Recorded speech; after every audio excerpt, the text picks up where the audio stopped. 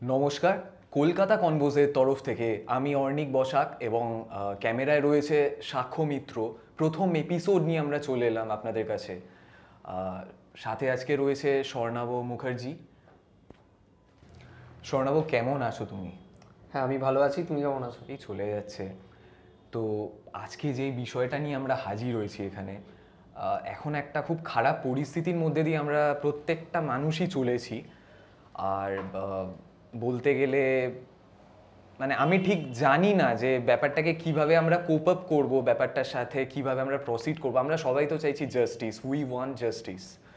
তো জাস্টিস বলতে গেলে শুধুমাত্র এখন যেই ঘটনাটা ঘটেছে মেডিকেল কলেজে, আরজি কর মেডিকেল কলেজে যেই ঘটনাটা ঘটেছে, শুধুমাত্র সেই ব্যাপারটা নিয়ে আমরা জাস্টিস চাইবো বা চাইছি, ব্যাপারটা কিন্তু এরকম নয়, একেবারেই নয়। আমাদের যেই সিস্টেম, আমাদের একটা বাচ্চা যেভাবে গড়ে উঠছে আমাদের সমাজে, এবং তার শিক্ষা থেকে শুরু করে তার আর্থসামাজিক, পরবর্তী ক্ষেত্রে গিয়ে তার আর্থসামাজিক বিকাশ কিভাবে হবে এবং সে কিভাবে একটা মানুষ হিসাবে সমাজের সামনে নিজেকে মেলে ধরবে। তো এই যে গোটা সিস্টেমটা, টোটাল সিস্টেমটা, তো এটা সম্পর্কে তোমার কাছ থেকে কিছু জানতে চাই। যেহেতু আমি জানি যে আগাগোড়া তুমি এই সিস্টেমটার বিরোধী। সিস্টেম বলতে কিন্তু আমি কোনো রাজনৈতিক বা কোনো পার্টিকুলার প্রশাসনিক কোনো লেভেলের কোনো মানুষজন বা কোনো পলিটিক্যাল কোনো ব্যাপার আমি কিন্তু বলছি না। এই সিস্টেম বলতে তন্ত্র বোঝায়। আমরা যেভাবে বলতে চাই যে আমাদের লাইফস্টাইল যদি আমরা গন্ডগোল করে ফেলি, যে আমাদের লাইফস্টাইলে যে একটা অনিয়মিত খাদ্যাভ্যাস থেকে শুরু করে আমাদের একটা বাজে লাইফস্টাইল যদি আমরা লিড করি, সেটা যেভাবে আমাদের মানে শারীরবৃত্তীয় প্রক্রিয়াগুলোকে যেভাবে ব্যাঘাত সৃষ্টি করে, তো সেই ক্ষেত্রে এই টোটাল সমাজটাও কিন্তু একটা ব্যাঘাত সৃষ্টি হচ্ছে। সেই ক্ষেত্রে কিন্তু আমরা প্রত্যেকটা মানুষ মানে ইন্ডিভিজুয়ালি দায়ী। সেক্ষেত্রে কিন্তু আমি পার্টিকুলার কোনো কাউকে এরকমভাবে কাদা ছোড়াছড়ি আমরা করে কোনো লাভ হবে না। তো এই ক্ষেত্রে তুমি তোমার বক্তব্য যদি একটু দাও যে কিভাবে করলে জিনিসটা একটা ফলপ্রসূ হতে পারে। হ্যাঁ, তুমি যেটা বললে যে সেটা অবশ্যই ঠিক। তুমি তো অনেকটা বলেই দিলে যে আমাদের যে শুধু সিস্টেম বা কোনো কোনো কিছু যে ব্যবস্থা যেটা চলছে, হ্যাঁ, সেটাকে দায় করলে সেটাকে অবশ্য দায় করা যায় এবং তার তার যথেষ্ট কারণও আছে এবং সেগুলো দেখাও যাচ্ছে। কিন্তু এর থেকে বড় ব্যাপার হচ্ছে আমরা মানে বলতে গেলে তথাকথিত সাধারণ মানুষ, মানে আমরা যারা সমাজে থাকি বা সমাজে আছি, আমাদের সেখানে কতটা দায় দায়িত্ব আছে সেটা কিন্তু একটা খুব খুব গুরুত্বপূর্ণ বিষয়। এক্ষেত্রে একটা যেটা তুমি তুমি ওখানে একটা প্রসঙ্গ তুলে যে আমরা কিভাবে বড় হয়েছি, কিভাবে বড় হচ্ছে। হ্যাঁ, দেখো, এখানে অবশ্যই আমার মানে বলতে গেলে আমার ব্যক্তিগত কিছু দিকের জিনিস আমি তুলে ধরতে চাই। সেটা হচ্ছে যে যেমন বলতে গেলে আমি আমি স্বভাবত বলছি যে আমি একটু অন্যরকম গোছের মানুষ ছিলাম, বরাবরই ছোটবেলা থেকে অন্যরকম গোছের মানুষ ছিলাম। তো সেখানে বলতে গেলে মানে এই যে একটা যেটাকে যেটাকে একদম গোদা বাংলা ভাষায় বলে গড্ডালিকা প্রবাহ, মানে সবাই যেদিকে ধাবমান সেদিকেই যেতে হবে এবং সেখানে যাওয়ার জন্য তোমাকে ঠেলতে হবে, তোমাকে ঠেলছে ক্রমাগত। কিন্তু আমার ব্যাপারটা ঠিক অন্যরকম। আমার স্ট্রাকচার, মানে আমার চিন্তা ভাবনা বা বলো আমার যে ধ্যান ধারণা বা আমার, মানে দেখো, একটা জিনিস তো তুমি স্বীকার করবে যে মানুষ কিন্তু মানে একদম মানে মূর্খ হয়ে বা একদম অশিক্ষিত হয়ে বা একদম জড়ো হয়ে জন্মায় না। সে যখন জন্মায় সে কিন্তু অনেক কিছু নিয়ে আসে। সে বলছে সংস্কার, এই সংস্কারটা কিন্তু তারা নিয়ে আসে। ওই জন্য দেখবে যে যে তুমি যদি মানে 50টা বাচ্চাকে তুমি যদি মানুষ করো, তুমি তাদের সামনে যদি একই রকম সিকোয়েন্স রাখো, সে 50টা বাচ্চা কিন্তু একরকম হবে না। তাদেরকে তুমি একই ধাঁচে ফেলতে চাইলে তারা কিন্তু অন্যরকম হয়ে যাবে। এটাই বুঝিয়ে দিচ্ছে যে যে প্রত্যেকের মধ্যে একটা সংস্কার আছে। সে সংস্কারটা দেখো, এখানে খারাপ ভালোর কোনো ব্যাপার নেই, কারণ এই জিনিসগুলো যে খারাপ ভালোর মানে ঊর্ধ্বে। হয়তো একটা জিনিস হয়তো দেখতে পাচ্ছ, হয়তো কোনো একটা ঘটনা হয়তো খুব খারাপ ঘটলো, তবে এবার যারা হয়তো বলতে গেলে মানে যাদের চিন্তা ভাবনা অনেকটা উঁচুতে আছে, যাদের চেতনা স্তরটা অনেক উঁচুতে, তারা কিন্তু এই জিনিসটাকে ঠিক খারাপভাবে দেখবে না। হয়তো এটার হয়তো একটা কোনো উদ্দেশ্য আছে, বা হয়তো যেমন আমি তোমার একটা কথা বলছি যে যে আমি আমি গীতার অংশে চলে যাচ্ছি কিছুটা, এবং এগুলো এক্সাম্পল, যেহেতু এখন ধর্ম এগুলো নিয়ে একটা মানে ইদানিং খুব খুব চর্চা হচ্ছে যে যে মানে দ্রৌপদীর সাথে যে ঘটনাটি ঘটানো হলো, ওতে কি মানে পাণ্ডব পক্ষদের কি মানে গান্ধীবাদী হয়ে হাত জোড় করে বসে থাকাটা ন্যায্য হতো, নাকি তারা যে যুদ্ধটা করেছে সেটা ন্যায্য? কিন্তু আমাদেরকে যেভাবে তৈরি করা হয়েছে, মানে আমাদের যেভাবে শেখানো হয়েছে যে ভায়োলেন্স, হিংসা, এটা করাটা অপরাধ, পাপের মধ্যে পড়ে, তাহলে কি হিংসাটাকে এখানে পাপের মধ্যে করা হচ্ছে না? কিন্তু কারণ violence is needed, violence needed যখন অ্যাবসলিউট নেসেসারি দরকার পড়বে। এবং একটা জিনিস সবাই হয়তো লক্ষ্য করে দেখবে যে আমরা যত দেবদেবীদের পুজো করি তাদের প্রত্যেকের হাতে কিন্তু অস্ত্র, তারা কিন্তু যোদ্ধা, অথচ তাদের আমরা যে উপাসক তাদের আমরাই কোথাও নিরস্ত্র।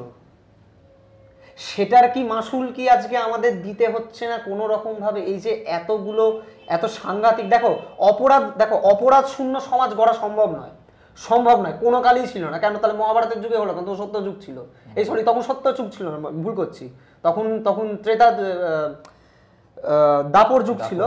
সত্য যুগ যখন মানে রাম হয়তো ত্রেতা যুগ ছিল, রামেরও কেন তখন অপরাধ হতো না? যখন সাধুরা যখন যজ্ঞ করতে বসে তখন তো রাক্ষসরা আক্রমণ করতো। দেখো, অপরাধ সব সময় থাকবে, কিন্তু এটা দেখতে হবে যে সেই অপরাধের বিরুদ্ধে সমাজ কতটা মানে জাগ্রত আছে এবং সেটাকে কতটা ডিল করছে। যেমন আমি একটা খুব বড় উদাহরণ দিয়ে বলছি যে এটা হয়তো অনেকে খুব খুব খারাপ চোখে হয়তো দেখতে পারে, আমি যে কথাটা বলবো অনেক খারাপভাবে নিতে পারে। যে দেখো, ধর্ষণ মুক্ত সমাজ কিন্তু করতে পারবে না। আজকে যে ধর্ষণকে মানে ভিত্তি করেছে এই যে প্রতিবাদগুলো হচ্ছে এবং আগেও হয়েছে, এটা এখন যে ব্যক্তিতে ঘটছে প্রতিবাদটা, যে একটা কথা বলতে চাই যে ধর্ষণ মুক্ত সমাজ কিন্তু করতে পারবে না, হবেই হবে। হ্যাঁ, ইট ক্যান বি কন্ট্রোলড, এটা কিন্তু নিয়ন্ত্রণ করা যায় ধর্ষণকে, এবং সেটার জন্য দরকার তেমন শিক্ষা ব্যবস্থা দরকার এবং সেই রকম বিচার ব্যবস্থা দরকার। মানে we have to deal the crime, we cannot completely remove the crime. এটাই কিন্তু মাথায় রাখা উচিত আমাদেরকে। এবং তা বলে কি এটা অবশ্য বলা হচ্ছে যে কোথাও সেগুলোকে জাস্টিফাই করাচ্ছে, এটা অবশ্যই একটা খুবই ঘৃণ্য কাজ। এই ধর্ষণ যে জিনিসটা, এটা অত্যন্ত ঘৃণ্য কাজ একটা। মানে এটা ঠিক, মানে এটার সাথে মানে কোথাও কিন্তু মানে বলতে গেলে মানে কোনো কাম বা বিকৃত কাম বা তোমার সেক্সুয়াল আর্জটাও কিন্তু ঠিক জড়িত করা যাবে না। এটা কিন্তু একটা অন্যরকম মাইন্ডসেট, এটা নিয়ে আমিও বহু লোকেদের যারা মানে সেক্সোলজিস্ট আছে এবং বহু মানে সাধু মহারাজ যারা, ওরা তো মানুষের মনের ব্যাপারে অনেক কিছু জানে, অনেক প্রবৃত্তি, এবং যারা অপরাধীদের ডিল করে, যারা ক্রিমিনাল লয়ার্স আছে এবং যারা বলতে গেলে যারা ক্রিমিনাল সাইকোলজি নিয়ে পড়াশুনো করেছে, তাদের সাথে আমি যখন পরিচিত হয়েছি এবং তাদের সাথে বসেছি, সবার নাম আমি নিতে পারবো না, অনেক লম্বা লিস্ট, এবং এদের নাম নেওয়াও উচিত নয় ফর অবভিয়াস সোশ্যাল স্টিগমার জন্য। তো এদের সাথে বসে আমি অনেক কিছু জিনিস আমি জানতে পেরেছি যে মানে এটা হচ্ছে এক রকমের মেন্টাল সেট আপ। এটা কিন্তু অ্যাকচুয়ালি ওরা হয়তো তাদের মানে কোনো হয়তো মানে কামকে চরিতার্থ করতে বা সেক্সুয়াল আর্টসকে চরিতার্থ করার জন্য করছে না, এটা কোনো একটা মানে ধ্বংসাত্মক মনোবৃত্তি নিয়ে করছে, সেটা নানা রকমভাবে প্রকাশ পাচ্ছে। ওই জন্য অবশ্যই আমি এখানে একটা জিনিস আমি বলতে চাই যে দেখবে যে মানে যারা খুব হাইপার হয় আর কি, সেক্সুয়ালি খুব হাইপার হয়, সেক্সুয়ালি খুব মানে অ্যাক্টিভ হয়, তারাও কিন্তু ধর্ষণ করতে পারবে না, তার ভেতর থেকে আসবে না জিনিসটা। ওই জন্য এগুলো মানে এইসব জিনিসগুলো আমাদের মানে শিক্ষা ব্যবস্থা এবং মানে আমরা যেভাবে তৈরি হচ্ছি, এইসব নলেজগুলো কিন্তু আমাদের মধ্যে কোথাও ঢোকা দরকার, যাতে আমরা ঠিক জিনিসগুলোকে চিহ্নিত করতে পারি। কেন বলছি চিহ্নিত করা? আমি একটা খুব সাংঘাতিক কথা বলবো আজকে, মানে এই মুহূর্তেই আমি সেটাকে বলছি যে ভারতবর্ষে যতগুলো ধর্ষণের ঘটনা ঘটে, যেগুলো রিয়াল সত্যিকারে যে ঘটনাগুলো ঘটেছে, সেগুলোর কোনো বিচার হয় না, কিন্তু যেগুলো ফেক রেপ কেস হয় সেইগুলো কেন জুডিশিয়াল ম্যাটারে চলে আসে এবং একটা কোনো ভুয়ো কাউকে নিয়ে এসে সেই একটা নির্দোষ শাস্তি পেয়ে যায়। এটা কিন্তু মুহুর্মুহু ঘটছে এখনো। যেমন একটা বড় উদাহরণ সকলেই জানে যে বাম আমলে একটা কুখ্যাত ঘটনা ধনঞ্জয়, শুধু ধনঞ্জয় না, এরকম একই ঘটনা আসামে 2-3 বারও ঘটেছে। মানে 80s দিকে ঘটেছিল, যে একটা ভুয়ো ধর্ষণের কাণ্ডে হয়তো কোনো একটা মনোমালিন্য হয়েছিল, তার নামে একটা কেস লঞ্চ করে দিয়েছে, এরকম এরকম ঘটনা মুহুর্মুহু ঘটে। যেমন ম্যারেজে ম্যারিটাল রেপ নিয়ে কত মানে মানে মিথ্যা ফেক এগুলো হয়। কিন্তু আরেকটা মজার ব্যাপার, যেসব জায়গায় ম্যারিটাল রেপ হয়, মানে বৈবাহিক ধর্ষণ যেটাকে বাংলায় বলে, সেখানে কিন্তু সেই কেসগুলো কিন্তু কোনোদিন সুরাহা হয় না। এটাই হচ্ছে একটা বড় কারণ যে মানে আমরা আসল অপরাধকে বাড়িয়ে তুলে আমরা তার জায়গায় একটা কোনো জিনিসকে রেপ্লিকা হিসেবে ব্যবহার করে ফেক জিনিসটাকে সামনে রেখে আমরা কি দেখানোর চেষ্টা করছি যে এই দেখো এই বিচার হচ্ছে। এইটাই হচ্ছে আজকে আমাদের দুরবস্থার কারণ। কারণ আমাদের কাছে জ্ঞান নেই, কারণ যেহেতু আমরা একটা স্ট্যাগনেন্ট একটা চিন্তা ভাবনায় এই যে সমাজটা যে একটা দিকে চলেছে, যাদের বেশিরভাগ মানুষের মধ্যে কোনো ইন্ডিপেন্ডেন্ট থিঙ্কিংটা নেই, এই ইন্ডিপেন্ডেন্ট থিঙ্কিংটা মানে নষ্ট করে দেওয়ার পেছনে অবশ্যই তো বলবো যে আমাদের রাষ্ট্র ব্যবস্থাও দায়ী আছে, তার পেছনে আরও অনেক শক্তি আছে, সেগুলো নিয়ে আমি ডাইরেক্টলি আমি কিছু বলতে পারবো না, অনেক কারণ আছে।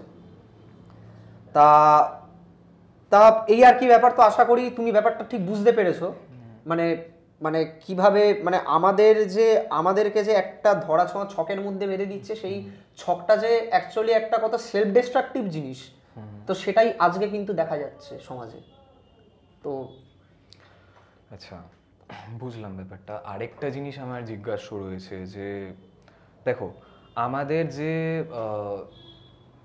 লিগ্যাল ব্যাপারসগুলো রয়েছে, মানে আমাদের যে আইন কানুন বা আমাদের যে প্রশাসনিক স্তরে যে নিয়ম যা যা কিছু রয়েছে, তো সেইগুলো কি তোমার কি কোথাও মনে হয় সেগুলো যত না বেশি প্রকৃতিকে মাথায় রেখে করা হয়েছে, তার থেকে বেশি আমাদের সুবিধার্থে বা আমাদের চরিতার্থকে আরও বেশি করে করার জন্য বা আমাদের চরিতার্থে সেটাকে ইমপ্লিমেন্ট করা হয়েছে বা সেগুলোকে চয়ন করা হয়েছে?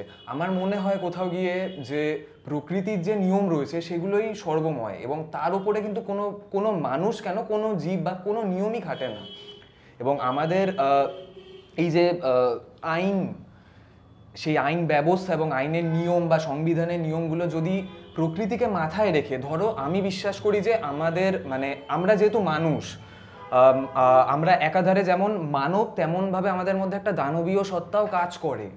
তো এটা হয়তো অনেকে এটা মানে দ্বিমত পোষণ করবেন যে, কিন্তু আমি এটা অন্তত আমার ব্যক্তিগতভাবে আমি বিশ্বাস করি একটা মানুষের মধ্যেও যেমন দানবীয় সত্তাও রয়েছে তেমনভাবে তার মধ্যে মানবিক সত্তাও রয়েছে।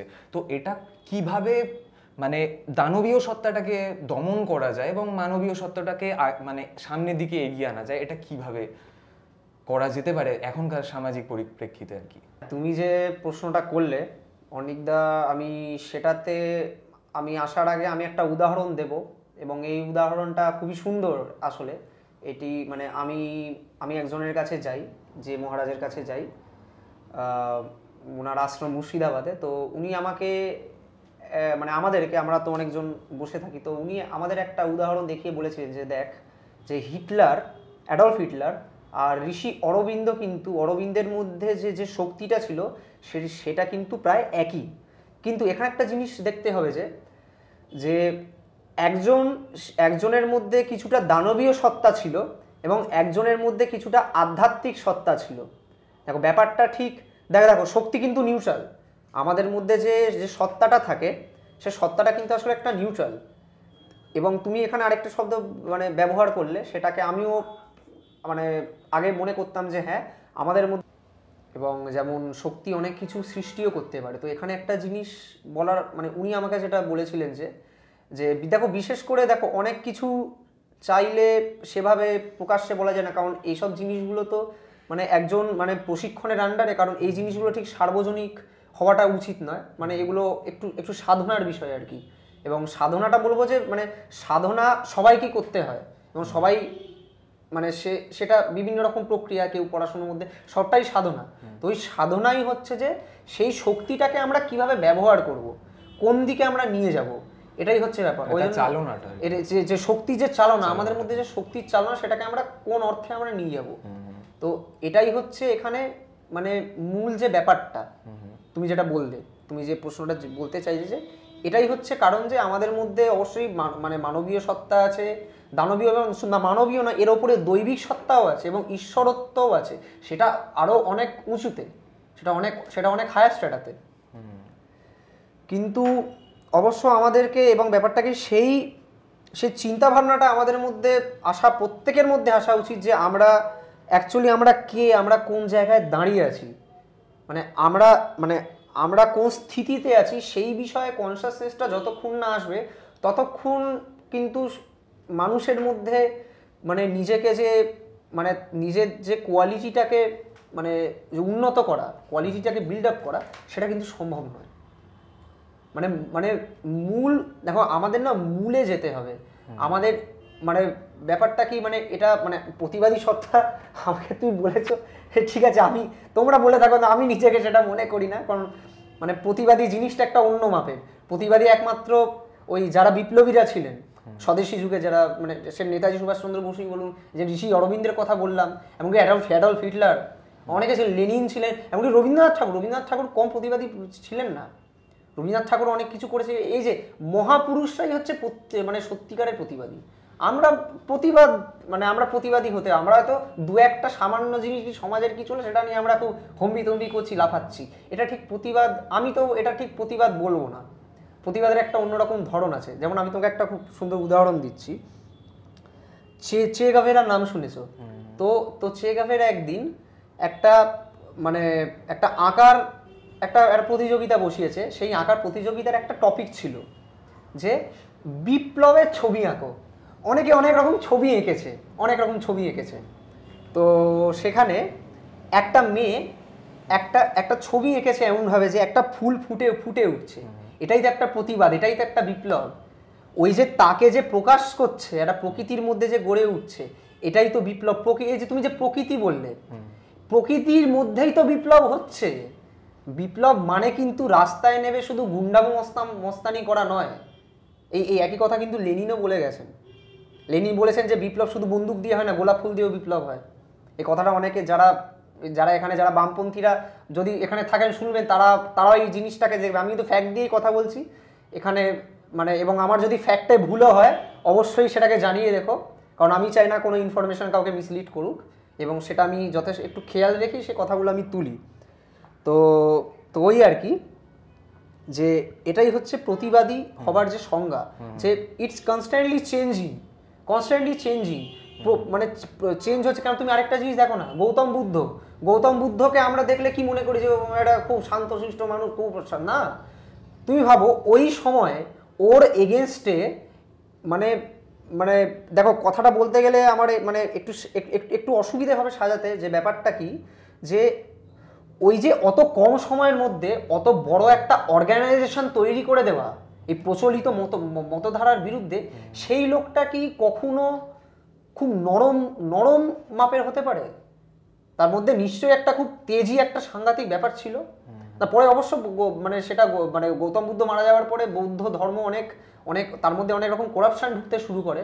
তো সেটারই আবার একটা কাউন্টার রিভলিউশন শ্রী শঙ্করাচার্য শুরু করেছিলেন। তো এগুলোই আর কি দেখার আছে, যে আমাদেরকে ঠিক এইভাবে বুঝতে হবে যে প্রথম দিকে যে আমি যে কথাটা তুললাম, যে এই হিংসা ব্যাপারটা না ঠিক মোরালিটির মধ্যে পড়ে না।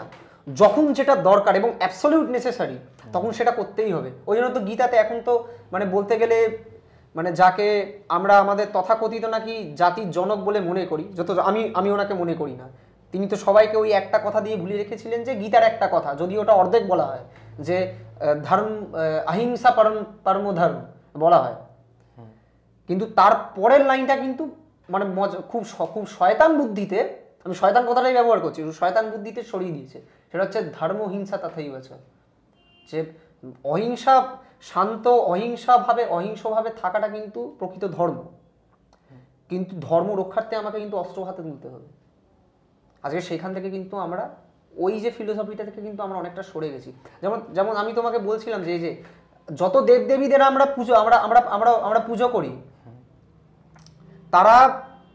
তারা প্রত্যেকেই একজন যোদ্ধা, প্রত্যেকেই, সেটা নারী পুরুষ যে দেবদেবীর পুজো করি প্রত্যেকে যোদ্ধা, কিন্তু আজকে আমাদের হাতে নেই।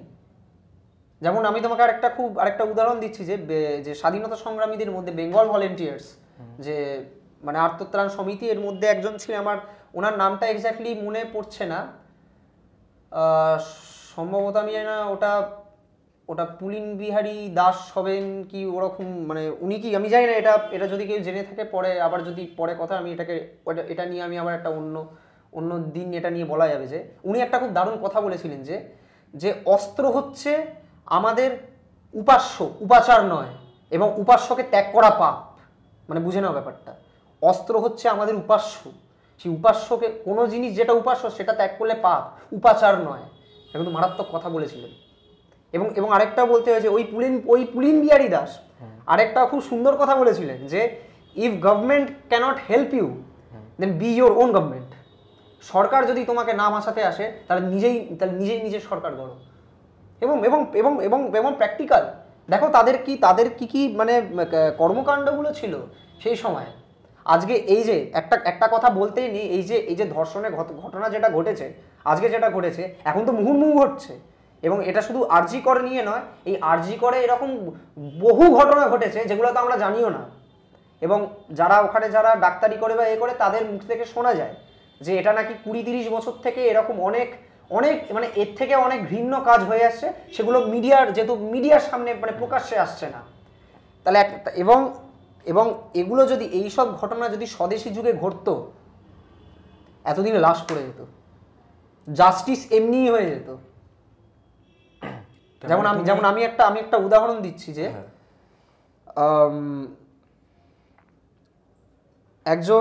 একজন বিপ্লবীকে মানে স্বদেশী যুগে মানে ফাঁসির মানে ধরিয়ে দেওয়ার জন্য সেই পুলিশ অফিসারকে, একজন বাঙালি পুলিশ অফিসার ছিল তখন, তো পুরস্কার দেওয়া তো যে এই বিপ্লবীকে ধরলে এর মাথার দাম এত এত। তো একজন বিপ্লবীকে মারা হয়েছে, আমার এক্স্যাক্টলি আমার মানে সেই ব্যক্তির বিষয়ে আমি পড়েছি, আমার এখন নামটা মনে পড়ছে না কারণ অনেক ইনফরমেশন রিলেটেড।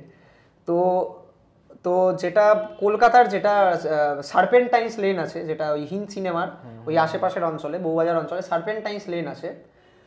এবং অনেকে মানে অনুকূল মুখোপাধ্যায়ের নাম হয়তো শুনে থাকবে, একজন বড় বিপ্লবী ছিলেন অনুকূল মুখোপাধ্যায়, আত্মত্রাণ সমিতি এবং ওই সব সময় বেঙ্গল ভলেন্টিয়ার্স ওইসব ওদের এতে। তো ওনার লোকজন গিয়ে ওই অফিসারের বুকে রিভলভারের 6টা গুলি পাম্প করে তার মাথা ধরে ড্রেনের মধ্যে থেতলে ঢুকিয়ে দিয়েছিল। এই ছিল বাঙালি। আজকে বাঙালি কি অবস্থা দেখো, এই ছিল বাঙালি, ভয় পেত। মানে আমি বুঝতে পারছো যে মানে কতটা ফিয়ার্স এবং ভায়োলেন্স, এবং সেটা খুবই মানে মানে মানে বড় অর্থে একজন বিপ্লবীকে একটা বাঙালি তুমি ধরিয়ে দিয়েছো, তার এই প্রতিশোধটা দেখো। আর সে সময় কি চলছে, ব্রিটিশ সময় চলছিল, আরো সাংঘাতিক সেটা।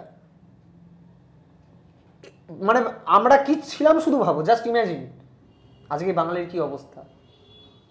এবং এই প্রত্যেকে, এবং এটা আমি জানি না, এবং একটা জিনিস নিয়ে অবশ্যই আমাকে এখানে একটা মানে কথা তুলতে হবে যে এই যে আমাদের এই যে শিক্ষা ব্যবস্থায় এই যে ইতিহাস যখন পড়ানো হয়, সব জায়গায় এদের কথা কোথাও মেনশন করা নেই।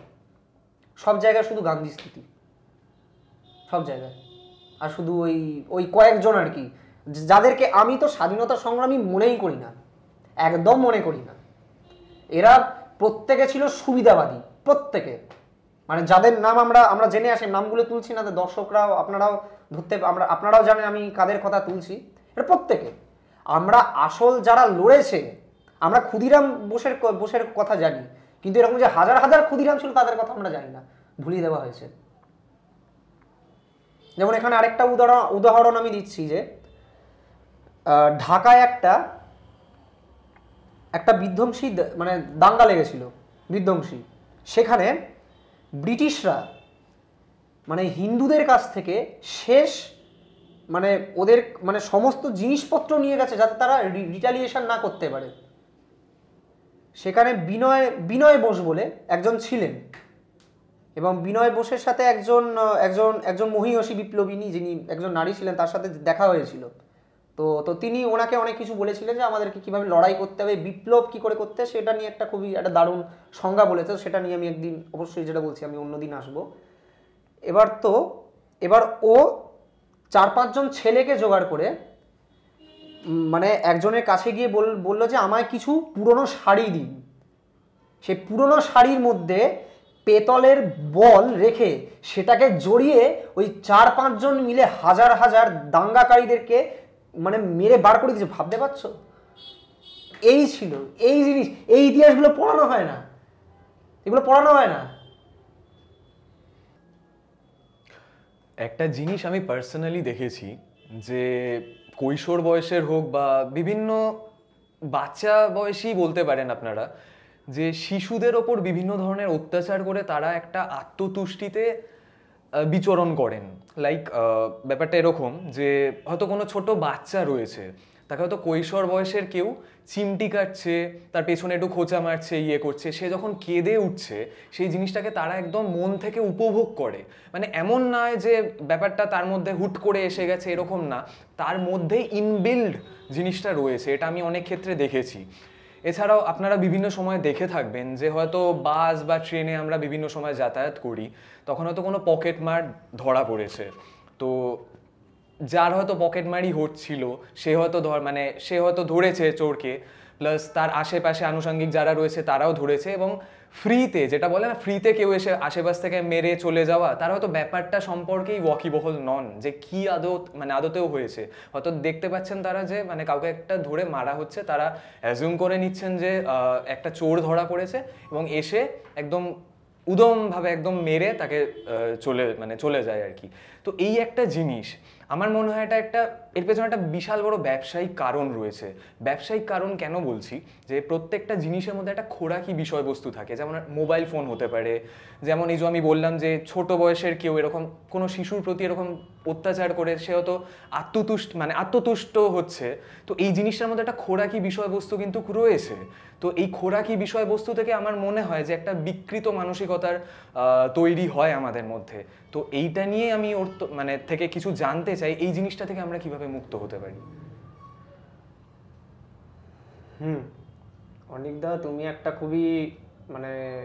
খুবই গুরুত্বপূর্ণ জিনিস উপস্থাপন করলে, যে বিকৃত এই যে অতি বিকৃত যে মানসিকতাগুলো হয় সেগুলোর এটা ঠিকই যে এটা ঠিক একদিনে হয় না, যে এটাকে কোথাও একটা বাড়তে দেওয়া হয়, আস্তে আস্তে আস্তে আস্তে সেটাকে বাড়তে দেওয়া হয়, সেটাকে যেটা তুমি বলছো যে হ্যাঁ একটা কাউকে আঘাত দিয়ে যে মজা নেওয়া, এটাকে তুমি অবশ্যই জানো যে এটাকে স্যাডিজম বলে, স্যাডিস্টিক মেন্টালিটি বলে। তো এটাই আর কি বাড়তে বাড়তে বাড়তে বাড়তে একটা জায়গায় পৌঁছয় না। তবে অবশ্য বলবো না যে হ্যাঁ বাচ্চাদের অনেকে মারে, চিমটি কাটে, ইয়ার্কি মারে, সেটা যে সবটাই গিয়ে ওই জায়গায় রূপান্তরিত হয় কিন্তু না। সেটাকে স্পোর্টিংলি নেওয়া উচিত, এবং ব্যাপারটা কি এটাকে এটা নিয়ে খুব সেই হিসেবে দেখাটাও আমি বলবো এটা উচিত নয়। হ্যাঁ, কিন্তু তবে যে জিনিসগুলো খুব এক্সট্রিম জায়গায় চলে যায়, সেটা রীতিমতো অত্যাচারের জায়গায় চলে যায়, সেটা অবশ্যই কোথাও বলতে গেলে এই যে তুমি যে আগের যে কথাটায় যে প্রসঙ্গটা নিয়ে কথা হচ্ছিল, যে এই যে শক্তিটা নিয়ে, এই যে আমাদের মধ্যে যে দানবীয় সত্তাটা থাকে, এটাকে ওই শক্তিটাকেই এত নেগেটিভ করতে করতে করতে করতে নিজেদের মধ্যে আমরা বারবারন্তর দিকে নিয়ে যাই, তো সেটা কি আলটিমেটলি এই রেজাল্ট হয়। আচ্ছা, আর একটা ছোট্ট জিনিস তোমার থেকে জানার রয়েছে, পরে আরো অন্যান্য অনেক প্রসঙ্গক্রমে তো চলেই আসে বিভিন্ন ধরনের কথা, যাই হোক সেগুলো পরবর্তী ক্ষেত্রে জেনে নেওয়ার চেষ্টা করব। তবে এই যে নেতাজি সুভাষচন্দ্র বসু, তো তিনি যেভাবে আমাদের সিস্টেম বা আমাদের দেশকে যেভাবে দেখতে চেয়েছিলেন এবং আমাদের অবদান কি থাকবে, তিনি আমাদের থেকে অনেক কিছু এক্সপেক্ট করেছিলেন। তবে দেশ তো অবভিয়াসলি তৈরি হয় 10কে ঘিরেই, 10কে নিয়েই তো দেশ তৈরি হয়। তো তিনি সেইভাবে আমাদের অবদান পাননি। আমরা কি আদতেও চেয়েছিলাম নেতাজি সুভাষচন্দ্র বসুকে তার মতো করে, নাকি আমাদের স্বার্থে তাকে চেয়েছিলাম? আমরা কি আদতেও তাকে চেয়েছিলাম, বা দেশের স্বার্থে, নাকি শুধুমাত্র ইন্ডিভিজুয়াল আমাদের স্বার্থ পূরণের জন্যই আমরা তাকে চেয়েছিলাম? এটা কি মনে করো? এটা তুমি যে জিনিসটা বললে যে নেতাজিকে আমরা সাধারণ মানুষরা যেভাবে চেয়েছিলাম, তো এটা কিন্তু নেতাজি সুভাষচন্দ্র বসু বুঝতে পেরেছিলেন পরে, কোথাও যে আমরা না সেটা উনি বুঝতে পেরেছিলেন। এবং যখন আর কি বলতে গেলে আর কি এখানে অনেক আবার সেই ইতিহাসই উঠে আসছে, সেটা হচ্ছে যে যখন আর কি জাপান সারেন্ডার করে ফেলেছে, এবং আইএনএর ওরাও যখন সারেন্ডার করবে অ্যাকচুয়ালি, এবং এই সারেন্ডারটা এটা অবশ্য বলে রাখা দরকার যে এটা উনি স্ট্র্যাটেজিক কারণে করেছিলেন। ওনার কিন্তু অনেক অন্য প্ল্যান ছিল, অন্য অনেক প্ল্যান ছিল, যারা নেতাজি নিয়ে মানে ওর আফটার 45 যে কি হয়েছিল সেটা নিয়ে যারা পড়াশোনা, সেই প্রসঙ্গে আমি একটু পরে আসবো, এবং এটা সবার জানা দরকার। এটা খুব সুন্দর জায়গা, এটা নিয়ে আসবো। এবং এই টপিকটা নিয়ে আমি মানে তুমি যেটা বললে সেটা নিয়েই ঠিক বোঝাবো যে এক্স্যাক্টলি মানে আমরা সাধারণ মানুষ যেটা, এবং এবং অবশ্য বলতে যে নেতাজি সুভাষচন্দ্র বসু ভগবান, মানে ও হচ্ছে সত্যিকারের জলজ্যান্ত ভগবান আমাদের কাছে, আমরা পেয়েছিলাম যাকে আমাদের হাতের সামনে। এবং এটা ঠিকই অবশ্য যে আমরা সাধারণ মানুষরা তাকে আমরা সেই দামটা দিই। উনি কিন্তু চেয়েছিলেন যে তোমরা আমায় রক্ত দাও, আমি তোমাদের স্বাধীনতা দেবো, তো সেই রক্ত কিন্তু আমরা দিইনি। এবং এবং ইটস দেখো, আমি একটা কথা অবশ্যই বলতে চাইছি যে এখন যাগুলো ঘটছে, it's it's it's still prominent that we are heading for an absolute blood bath. এই ব্লাড বাথটা কিন্তু যত তাড়াতাড়ি হয়ে যায় ততই মঙ্গল, কারণ যত ডিলে করবে, কেন ডিলে আমি বলছি যে এই পরের জেনারেশনের দিকে এই জিনিসটা যতটা চাপ বাড়বে না, সেটা আরও বিধ্বংসী হয়ে উঠবে। মানে যেখানে হয়তো আমাদের হয়তো 1000 জনের মরার কথা ছিল, সেটা হয়তো সেখানে হয়তো আরো 1 কোটি লোকের মানে মরার ওপর মানে ব্যাপারটা দাঁড়িয়ে যাবে। এই ইন্টেন্সিটিটা মানে বেশি হয়ে যাবে যদি এটা ডিলে করে যায়। এটা কিন্তু নেতাজি সুভাষচন্দ্র বসু বুঝেছিলেন, কোথাও গিয়ে দাঁড়িয়ে কিন্তু বুঝেছিলেন ওই শেষের দিকে, যেখানে পবিত্র মোহন রায়কে উনি বলেছিলেন। এবং শুধু পবিত্র মোহন রায় না, হাবিবুর রহমান আরও যারা যারা ওখানে ছিলেন তাদেরকেও ঠিক এই কথাটা বলেছিলেন যে we have to prepare for another thing, এটা উনি বলেছিলেন। তো ঠিক আছে, সেটা একটা অন্যদিকে চলে যাচ্ছে। আফটার 45 কী হয়েছিল সেটা তো পরিষ্কার যে তাই হকুতে বিমান দুর্ঘটনা ঘটেইনি। এবং এটা সত্যি, এবং এটাও বলতে হয় যে আমি কিন্তু এটা কখনো বিশ্বাস করতাম না, ছোটোবেলাতে কখনো করতাম না যে কী করে এটা মারা গেল, হতেই পারে না। আমার কোথাও আমার নিজের ভেতরে, এবং শুধু আমারও নয়, এমনি অনেক মানুষ আছেন মানে আমি যাদের সাথে উঠবোস করি এখনো, তাদেরও কিন্তু বরাবরই একদম শৈশব থেকেই তারা কিন্তু মানত যে এরকম অনেক মানুষকে আমরা জানি যে তারা মানে মারা গেছিল, তারা কিন্তু অ্যাকচুয়ালি মারা যায়নি। এবং স্টিল আমি এখনো, এবং আমাকে যদি কেউ পাগলও বলে বা আমার আই ডোন্ট কেয়ার, এবং আমি এখনো মানি যে উনি এখনো জীবিত আছেন এবং উনি ঠিক সময় ভারতবর্ষে আসবেন। বায়োলজিক্যালি সেটা কি সম্ভব? অবশ্যই সম্ভব। সায়েন্স প্রমাণ করে দিয়েছে, রাশিয়ান সায়েন্টিস্ট প্রমাণ করে দিয়েছে একটা মানুষের মধ্যে যদি সেলিউলার যে ক্ষয়, যে কোষের যে ক্ষয়, সেটা যদি প্রতিরোধ করে ফেলা যায়, একটা মানুষ কিন্তু 350-র কাছাকাছি মানুষ বাঁচতে পারে, এটা প্রমাণ করে দিয়েছে সায়েন্স। বায়োলজি মানে মেটাবলিক রেটকে একদম জিরো করে। এবং এরকম মানুষ কিন্তু প্রচুর আছে, আমি সেসব মানুষের সাথে দেখা, আমি পার্সোনালি মানে আমি দেখেওছি, এক একজনের বয়স হয়তো 128, 150, এরকম প্রচুর আছে, দেখতে পাবেন। হ্যাঁ, সেটা হয়তো অন রেকর্ড নয়, কিন্তু তারা মানে তারা যেভাবে তাদেরকে ব্যক্ত করে না, এটা একটু অন্যদিকে হয়ে যাচ্ছে আর কি। তো আসল জায়গায় আসি আমরা, যে অবশ্যই যে নেতাজি নিয়ে কথাটা হচ্ছিল, নেতাজি কিন্তু এটাই চেয়েছিলেন। এবং শুধু তাই নয়, পরবর্তীকালে যখন মানে ওই ফেজাবাদে যখন ভগবানজি ছিলেন, তো ওনার কাছে যখন লীলারা এসেছিলেন, সেসব চিঠিপত্র তো সেগুলো নিয়ে আমি মানে অনেক গবেষক যারা আছে তাদের ইয়েতে করেছি। এবং গবেষক বলতে জেনুইন গবেষক, নট মানে যারা। এবং আমাকে একটা কথা বলতেই হয় যে এখানে অনেকে মানে এই ব্যাপারটাকে একটা ব্যবসায়িক স্বার্থে ব্যবহার করছে, নেতাজিকে বই লেখা বাহিনী ব্যবসায়িক স্বার্থে ব্যবহার করছে। আমি তাদের কথা বলছি না, যারা জেনুইন, যারা সত্যিকারের নেতাজি অনুরাগী, এবং যারা এটাকে যারা ভেতর থেকে ওনাকে মানে ওনার প্রতি যথেষ্ট শ্রদ্ধাশীল এবং কৃতজ্ঞ, তাদের সেই সব মানুষের সাথে আমি যোগাযোগ করে অনেক কিছু জানতে পেরেছি যে ওখানে ভগবানজি পরিষ্কার একটি কথা বলেছিলেন যে ভারতবর্ষের সাধারণ মানুষদের নৈতিক অধঃপতন হয়ে গেছে, এভাবে হবে না। They need to go through a phase, একটা খুব ক্রিটিক্যাল ফেজের মধ্যে দিয়ে যেতে হবে তাদেরকে, যেমন ভারতবর্ষকে বলছে, এমন একটা সংকট কালের মধ্যে দিয়ে যেতে হবে। সেখান থেকেই আবার ওই রিয়েলাইজেশনটা ফিরবে। এখানে একটা জিনিস বলতে যে আমার যিনি গুরু মহারাজ, মানে আমার যে মহারাজ, তার ওনার যিনি গুরু ছিলেন স্বামী পরমানন্দ, তো উনি একটা কথা বলতেন যে ক্রাইসিস দরকার, মানুষের জীবনে ক্রাইসিস দরকার। আমরা অবশ্য ঠিকই যে এটা আমিও মানে আমারও জীবনে অনেক রকম ঘটনা ঘটতো ছোটোবেলাতে, আমিও দেখতাম, মানে আমার সত্যি আমার উপর দিয়ে অনেক কিছু গেছে। ক্রাইসিসটা দরকার আমাদের জীবনে। ওই জন্য গুরু মহারাজ স্বামী পরমানন্দ বলতেন যে এই সংকটকালী মানুষের মধ্যে না কোথাও মানে আসল যে রূপটা, আসল যে সত্তা, সেটা তারা খারাপ কি ভালো মানে কোন অর্থে, মানে আমি বিপদে পড়লে আমি কিরম রিয়্যাক্ট করছি, এই চরিত্রটা কিন্তু চিনিয়ে দেয়। এবং এবং এখন বর্তমানে অবশ্যই এই যে যে ঘটনাগুলো ঘটছে শুধু ভারতবর্ষেই না, সারা বিশ্বেই ঘটছে। এবং অবভিয়াসলি যেটা বললাম যে we are heading for a huge blood bath. তো এটার জন্য we have to be prepared সেইভাবে। কোথাও কিন্তু আমি বলবো যে এই ঘটনাটা আগামী মানে 5 বছরের জন্য সারা বিশ্বের জন্য এবং বিশেষ করে ভারতবর্ষের জন্য, ভারতবর্ষের ধর্মের জন্য একটা ডিসাইসিভ ফ্যাক্টর হতে চলেছে। এটা যদি মানে যারা একটু স্টাডি করে থাকে তারাও কিন্তু আমার সাথে একমত হবেন। টুকুই বলার ছিল এই নিয়ে। আচ্ছা, যে ক্রাইসিসটাই আমাদেরকে জাগাবে, খারাপ সময়টাই আমাদেরকে জাগাবে।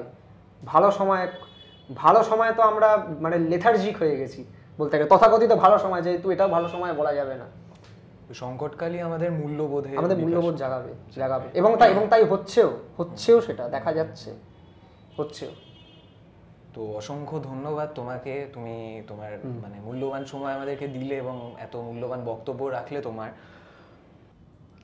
তো স্বর্ণাভর কথা শুনে একটা জিনিস বুঝতে পারলাম যে আমাদের এই গোটা সিস্টেম এবং সমাজ আর দেশের বিশেষ করে প্রয়োজন রয়েছে রিবুট অ্যান্ড রিস্টার্ট।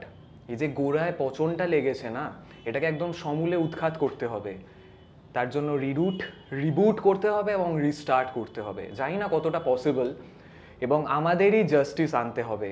এই জাস্টিস বা এই বিচার ব্যবস্থা এটা সম্পূর্ণভাবে আমাদের জন্যই। আমরাই যদি এই ব্যাপারে সচেতন না হই, আমরাই যদি জাস্টিস না আনতে পারি, যে ক্ষেত্রে আইন ব্যবস্থা প্রশাসনিক লেভেলে বিভিন্ন কি বলবো মানে এই অপদার্থতা বা এগুলোই যখন সক্রিয়তা হারিয়ে ফেলে, তখন সেক্ষেত্রে আমাদেরই সক্রিয় হয়ে উঠতে হয় এবং আমাদের জন্য, আমাদের সমাজের জন্য এবং আপকামিং সোসাইটি বা আপকামিং প্রজন্মের জন্য আমাদের উঠে দাঁড়াতে হবে এবং আমাদেরকেই জাস্টিস আনতে হবে। We will bring the justice.